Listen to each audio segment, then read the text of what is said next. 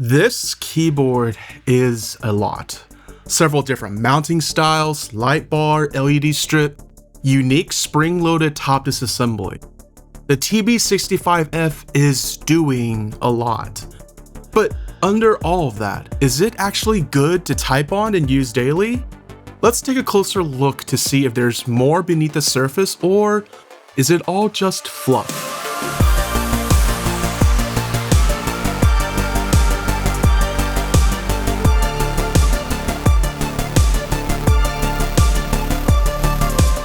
Hey everyone, welcome back to the channel. Today we're checking out the TB-65F, a 65% custom mechanical keyboard kit from TechBear Studio. This review is sponsored by them, and as always, our opinions are our own. TechBear Studio did not review this video in advance. Affiliate links and codes are down in the description, so if you want to support the channel, that's the easiest way to do it. And if you like this video, please give it a like and subscribe. It means a lot and helps us keep this thing going. Out the box, the fit and finish are solid. The machining is clean, the anodization's even, and all the parts look like it's well made. And you get a full kit: a case, PCB, foam kit, USB cable, plate mount stabs, and even a carrying case. Pretty much everything you're going to need. Now, the quick snap assembly system stands out. It's much easier than a ball catch. Just press and release. However, the trade-off is slightly looser seal that affects the acoustics. It's convenient, but it does mess with the sound a good bit, and that's something I'll get into more later in the review. But let's set the baseline. Here's MX Black on aluminum with silicone cover gasket mount versus our control board. Now, a quick disclaimer. We use the Neo 65CU as our control board to help compare all the boards we review. So as you listen to one review to another, you can have an idea how each board compares to each other with the Neo 65CU as the common denominator. The idea is to set the baseline for comparison, and we are not using the Neo 65CU as the standard to which we'll compare all of our review boards. Now, on to the sound test.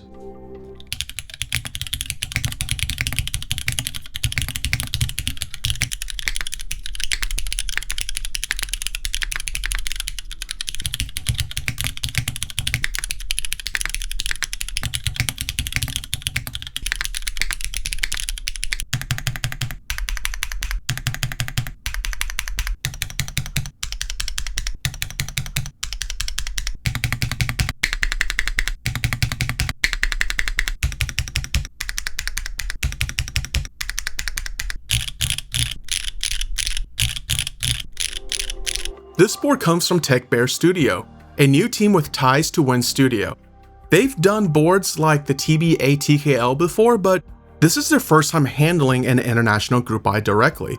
The group buy is running from June 26 to July 10th, with shipping promised in 2 to 3 weeks. They're not totally new, but this is a big moment for them. Now, with a new design studio, there's always inherent risk with project management and group buy details.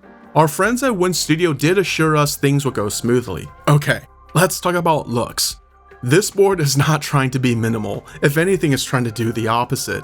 On the back, you've got multiple bevels, mixed materials, and a reflective weight with ripple finish. It's kind of fun and definitely loud. The side RGB strip adds to the layer effect, especially from the front angle. My architect friend called this a Tectonic design language, which refers to the structure using materials expressively instead of hiding them. So here you're seeing layers, materials in contrast, and bold choices instead of clean slabs.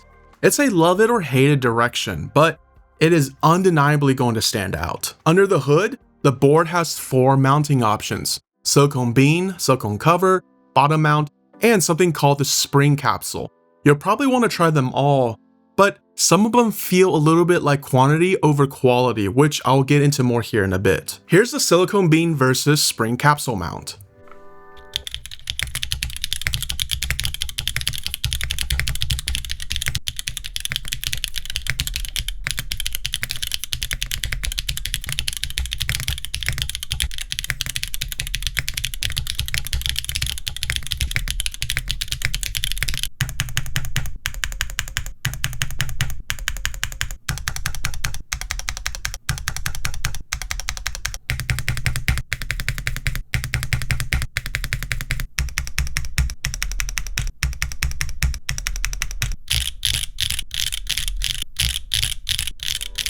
And now let's check out how the silicone cover compares to the bottom mount.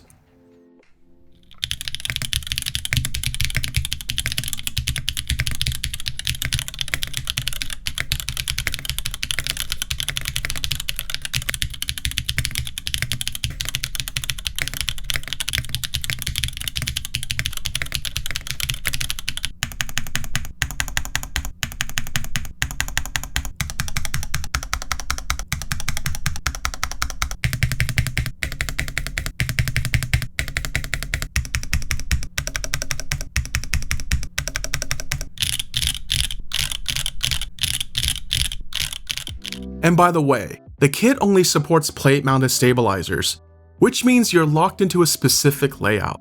Now, you can request a 7U or split backspace, but you will need to email the vendor for the plate file. I would have much prefer if they just post it instead of needing to request from them. And personally, I think requiring plate-mounted stabs is a step backwards, especially now with screw-in stabs like the Type Plus or Night stabs that are just as easy to mod. So how does it sound? The board sounds fine in certain mounts, and to me, the gasket silicone cover mount is the best sounding one. The gasket spring capsule mount is very soft, and I will definitely have the ESD protective film to prevent any shortening from bottoming out. However, the spring capsule does squeak a little bit when you press down on it. Now, the bottom mount sounds very much like a top mount, no rattle with a stiff, tight feel.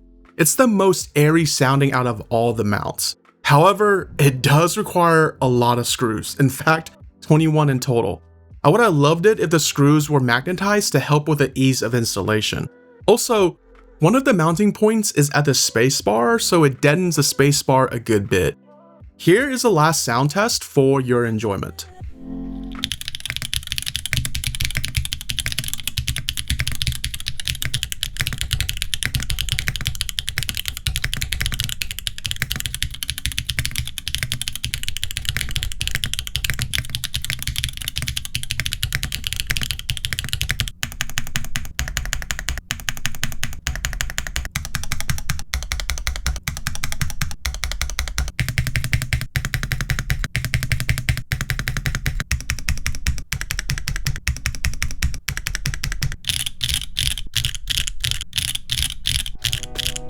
The board has good acoustic control, and it is not particularly resonant, especially with the gasket silicone cover mount.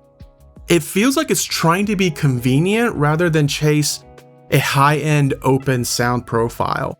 I would have preferred no quick snap mechanism for the top case to help with the sound here, because with the current design, there's really not a tight seal for the top and bottom case, and I believe that's one of the main reasons why the sound is suffering. The best metaphor I have is, with the quick snap mechanism, it is like a drum where the head is not tightened down and loose, so when you hit the drum on the head, it does not produce a particularly solid sound. So who is this board for? If you like visual flair, so RGB, ripple weight, bold geometry, and you want something that is easy to take apart, this board does that and more. The quick snap mechanism and the pogo pin LED strip make it dead simple to work with. And not to mention, there's a lot of thoughtfulness here. The Horum foam for tuning the spring tension, the force brake material that are pre-installed. But if you're the kind of person that wants total layout freedom or screw-in stab compatibility, this isn't for you. And while the 4 mounting options are great on paper, I think it suffers a bit from trying to do too many things at once. So here's my take. This board's got great fit and finish, fast assembly and disassembly, bold aesthetic with expressive materials. And at the same time, it's got locked layout and plate mount stabs only. The sound suffers slightly from the snap fit top case, and the mounting options might be a bit of an overkill. And you also have to email to get alternate plate files. I would really hope they would just post them. Is this my personal favorite board? No, but I do get who this board is for, and I appreciate the new things that are being tried here, like the quick mechanism disassembly and the unique mounting style. This is for people who want quick mod access, love RGB, and enjoy the expressive design language that a lot of other minimalist design languages that are out there. What do you think about the TB-65F? Love the Tectonic look? Or is it too much? Drop your thoughts in the comments. We'd love to hear what layout you run on this. If you find this helpful, hit that like and subscribe. We've got affiliate links and codes down in the description, and using them supports the channel and helps us keep the lights on. Thanks for watching, love you guys, and I'll catch you in the next one.